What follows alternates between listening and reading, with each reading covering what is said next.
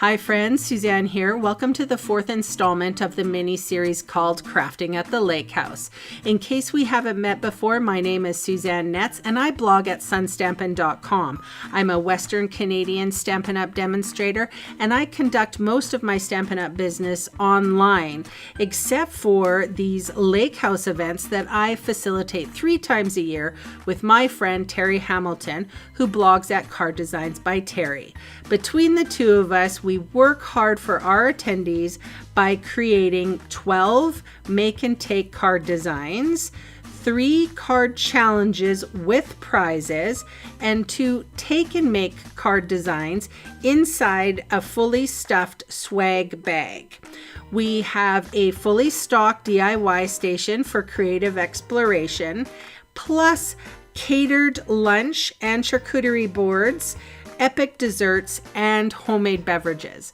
So if you are interested in attending the next Lake House event on September 25th, 2022 in Kelowna, British Columbia, Canada, the sign-up link is in the description box below.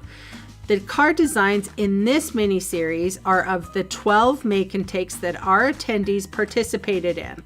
I hope you have fun watching the how-to videos and get inspired to create your own works of art. Of course, all the products used in the demonstrations today are linked below in the description box for easy access to the online store. Hi friends, here we are with card number 1 of the Lake House event.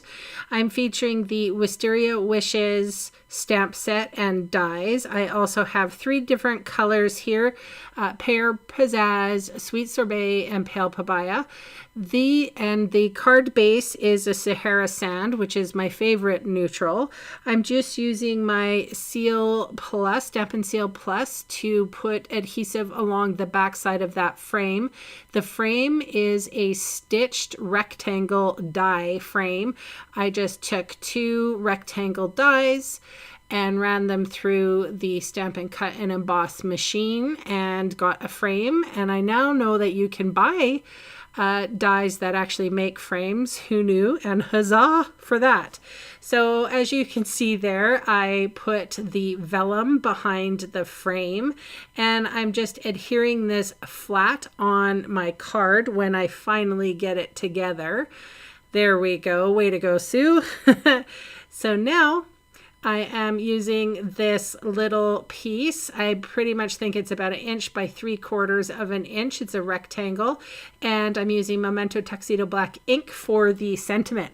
I put that to the side. I'm stamping my stems with Pear Pizzazz and my flower bits with initially, I ink it up with Pale Papaya, and then with a dauber, I daub on the ink from Sweet Sorbet, and this color combination is beautiful, you guys. And I just I want to make mention here from these Wisteria flowers. You can make them look like flowers, like I am going to in this card. You can make them look like they were intended, like Wisteria, which hangs upside down. And if you stamped in green, you could easily get 3 Christmas trees ready to go. So let's talk about how versatile this stamp set and dies are. So as you can see, I just used a little bit of washi tape to hold it all together and ran it through my Stampin' Cut and Emboss machine off camera because my desk is only so big. So I used mini Stampin' dimensionals for the back side of these, and that worked perfectly. If you don't have the minis, you can always cut the normal ones in half or quarters. And I've popped this on my page in the frame. Doesn't that look simple and beautiful? I love it. Just put some Stampin' Seal on the back side of this sentiment and putting it directly on the card and folding the card in half with my bone folder. Again, you can see all the supplies I used today listed below in the video See More section or in the supply section of my blog. And those fast links will take you to my Canadian online store where I would love the chance to meet you and earn your business. Thank you so much for watching and Bye for now.